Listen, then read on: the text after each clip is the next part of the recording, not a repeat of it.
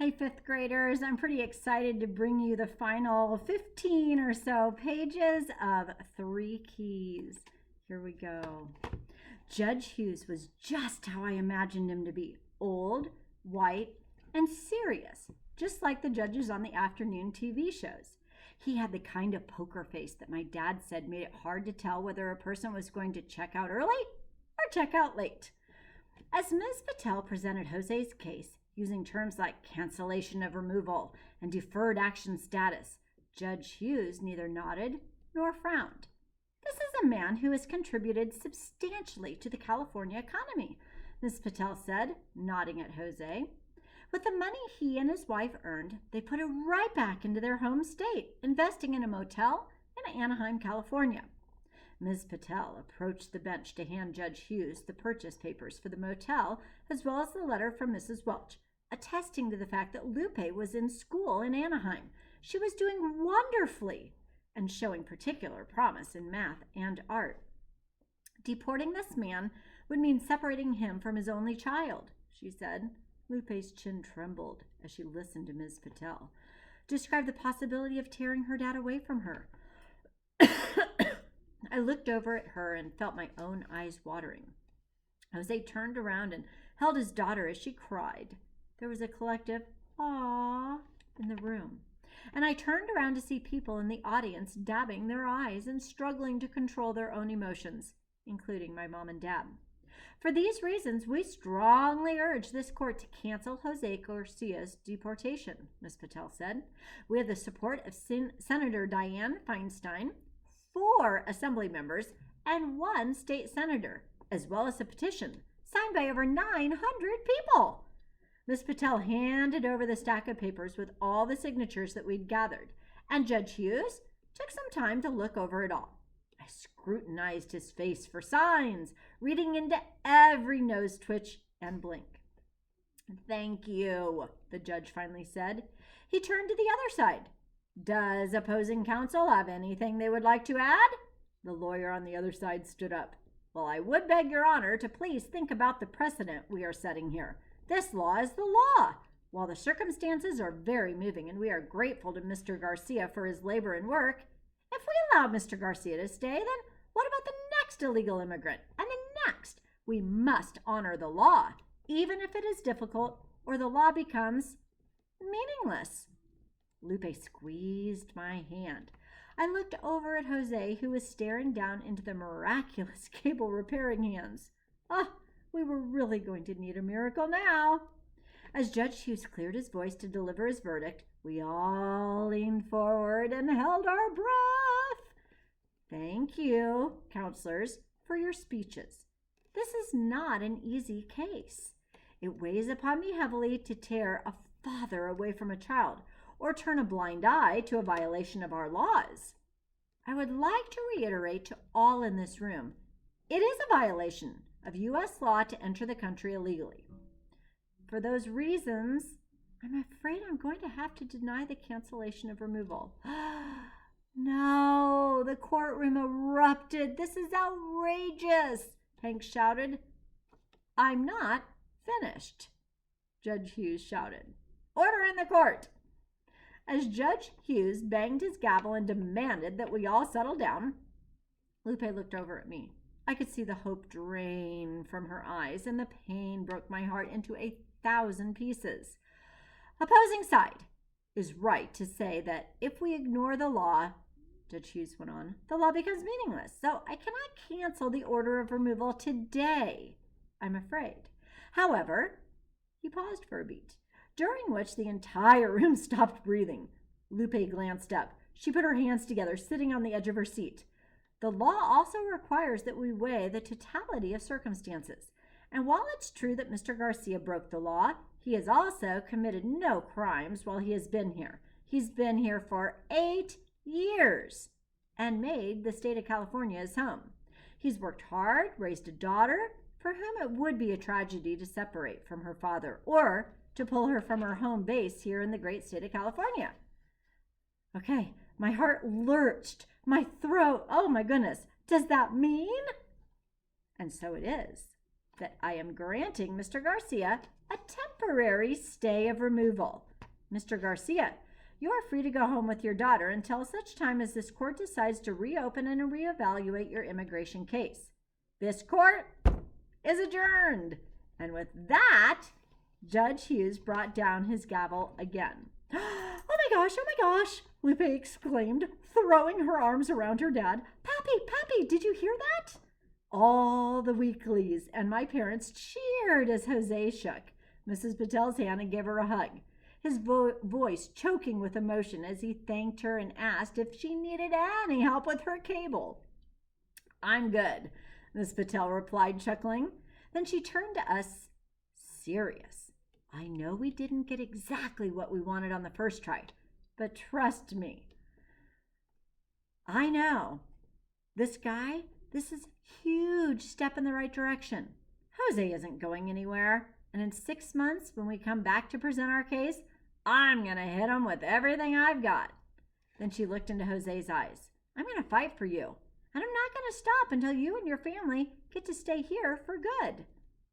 As Judge Hughes got up from the bench to leave the room, we all turned to him. I raised my hand. This time, I didn't wait to be called on. Thank you, Judge, I called out. Judge Hughes just looked over at us and nodded. Lupe's mom cried when she heard her husband's voice on the phone. First time they'd spoken since Jose had been arrested. Jose told her the good news along with Ms. Patel's advice that Lupe's mom should really stay in Mexico until their next new court date. There was a good chance the judge would grant his cancellation or removal at the next court hearing, and if so, then she could come back legally. Still, 6 months was going to be a long time. As Lupe struggled with the thought of not seeing her mom for 6 months, my dad had an idea. He suggested Lupe and Jose move into one of the rooms at the Cala Vista. Oh, could we, Dad? Lupe asked. Well, Jose hesitated. It's still going to be hard without your mom. I slipped my hand into Lupe's and smiled at Jose. But at least you're going to be surrounded by family. Such a win. Okay, chapter 60. We had a party the very next day in the Kids for Kids Club. I brought cans of cream soda from the vending machine in my backpack, and Lupe brought chips. As I passed them out, Jason came up and congratulated Lupe. Oh, I'm so glad they let your dad stay, he said, throwing his arms around her. It's just for now, she told him as she hugged him back, but thanks. I could tell she was trying to she was trying to manage her expectations, but in my mind, this was practically a done deal. Trust me, we're gonna win for good in 6 months, I said very confidently. Lupe grinned. If that happens, we're definitely going to Disneyland. We started giggling uncontrollably, then stopped when we saw Jason's face. Uh-oh. He was staring down in his shoes. I noticed he'd recently switched from wearing the pricey Air Jordans to just some plain gray Converse. I hope my parents let me go, he said. Cooking classes are already kind of expensive, though. I had an idea. Well, if they don't, I know a park where we can watch the Disneyland fireworks. It'd be just like we were at Disneyland. And totally free. She always thinks of things with the glass half full. Jason's eyes and face brightened. That sounds great. I can make us a picnic. He smiled over at Lupe. Congratulations again, he said. I don't know how you stayed so strong at the trial. If that were me, I'd have crumbled. No, you wouldn't, I said. But Jason wriggled uncomfortably. My dad makes all the money in our house. If they ever took him, I don't even know what we'd do. Get a job? But I didn't say that. Instead, I looked into his eyes and told him what Hank said about me. You're stronger than you think, Jason Yao. Jason smiled. Later in class, Mrs. Welch wrote a math question on the board. A man bought a bicycle for $50. He made $28 worth of improvements on it. Now he can sell his improved bicycle for $86. Assuming he wants to make the most profit, Should he sell the bike? And if he does, how much profit can he make? Did anybody solve that in their head? Well, Lupe raised her hand, and I smiled. Ever since she got back, she's been on fire, answering question after question.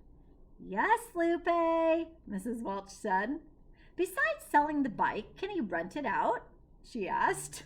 My classmates put their pencils down. I could see the light bulb going off in their heads too, like, oh yeah. That's a really good question, Mrs. Welch said. She thought it over and declared, let's assume yes. Yes, he can rent out the bike for $30 a day. Oh, then I think he should keep it. $30 a day is a lot of money, Lupe said, glancing over at me. You can get yourself a nice room at our motel for that price, right, Mia? I beamed. It was the first time she called it our motel, not just in the club, but in class. Yep, I said. And if he rents it twice a day, oh my gosh, that'd be $60, Lupe added. Or $90 if he rents it 3 times. Ooh, Stuart was jumping in now. $120 if he rents it 4 times, I added. Then Dylan Fisher, who always had to have the last word, chimed in. $720. That would be if he rents it by the hour. Mrs. Welch held over her hands. All right. I get the idea. She chuckled. She had a lot more patience than in the beginning of the school year. What can I say? You guys are a really smart bunch. As we walked home from school, I complimented Lupe on her quick thinking. Thanks, she said. I wish there was some way we could rent our rooms out twice a day. Gosh, that would be amazing. We could make twice as much money, I giggled. But rooms aren't bikes. People have to sleep through the night, and there's only one night. Yeah, Lupe thought about it and then asked, what if we added more beds? She was joking, right? But she had this look on her face, the same look my mom got whenever she spotted a really good deal on jasmine rice, and we went to the 99 Ranch store. No, but think about it. We have 30 rooms, right? Right. And we charge $20 a night. But what if we split them or put bunk beds in the rooms and charge people $10 a night? Her eyes widened. She covered her mouth. That's how we can get the profits back up. Wait, you want to put bunk beds in all the rooms? I wasn't sure this was a great idea. But Lupe sat down on the curb and pulled out her pencil case and her drawing pad. Then she started drawing out math. I watched as Lupe sketched out all 30 Calavista rooms, each with 2 sets of bunk beds in them, and jotted down numbers next to them. So you're saying if we put bunk beds in the rooms, we could have 4 beds per room and charge people $10 a bed instead of $20. Let's see, 4 times 10, that's $40 a room instead of $20. Holy cow! My eyes bulged. That would double the profit. I stared back at Lupe, who looked totally relaxed, just sitting there, kicking it in the curb, squinting at the sun, like it was an ordinary day, and she hadn't just come up with a way to completely transform our business. You are a genius, I said to Lupe, jumping to my feet and pulling her up. So the 2 of us ran all the way back to the motel. Chapter 61. When Hank heard Lupe's plan, he clapped his hands. It's brilliant, just brilliant, he said. We sat in the living room of the manager's quarters while my dad crunched the numbers on his calculator. But how are we going to afford all the bunk beds? Hank grinned, reached for the phone. This is exactly why I got us a line of credit. Precisely moments like this. As Hank waited on the line for the banker, my mom rubbed her hands excitedly. Just think, if we truly doubled our profits, maybe we'd finally have enough money to hire somebody to help us clean. Wouldn't that be amazing? Then a whimsical smile played on my dad's lips as he reached a hand to his achy shoulder. The day before Thanksgiving, the delivery guys carried the beds inside the rooms as Billy Bob and Fred helped my parents change the price on the big sign overhead from $20 a night to $10 a night. At those rates, you can't afford not to stay here, Hank said with a hearty laugh.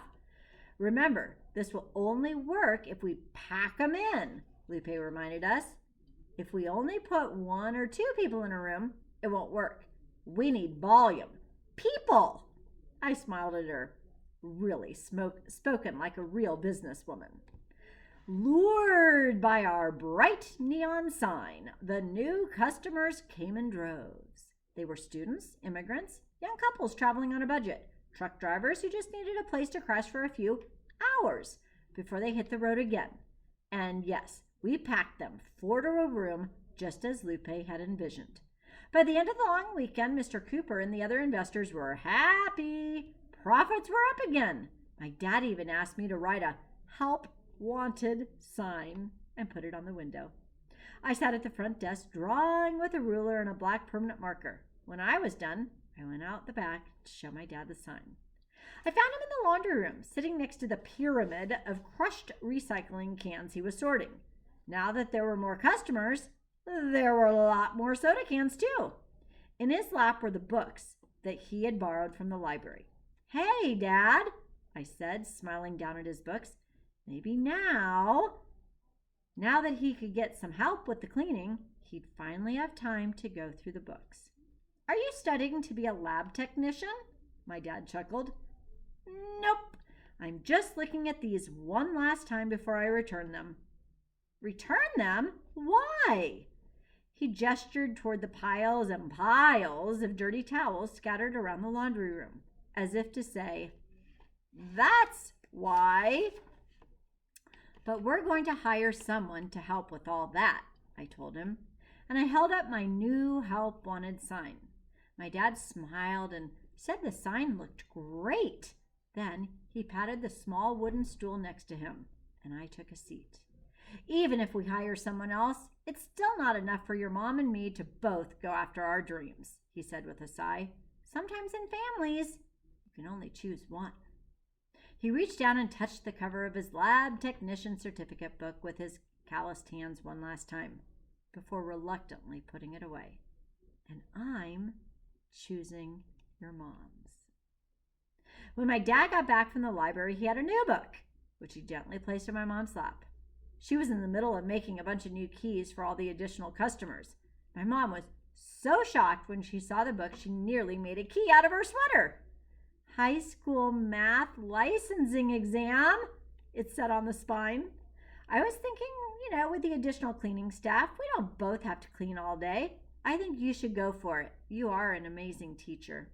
My mom was speechless. She got up and hugged my dad as the keys in her lap fell to the floor. "Thank you for seeing me," she said tearfully. "Even if I don't pass the exam." "Oh!" My dad put his hands on my mom's arms. "Oh, you'll pass," he chuckled. Then he turned to me and asked, "Have you ever seen your mom not accomplish what she puts her mind to?" I thought of all the little things my mom did to get what she wanted. The fake shopping bags, free sample perfumes, the beet juice that she dabbed on her lips when she couldn't afford lipstick. Yep, my mom always found a way. "You'll pass, Mom," I said. Then she laughed and gave us both a big hug. Okay, I'm going to stop right before chapter 62, but stay tuned. That'll be next, and that will be the conclusion. Bye, guys.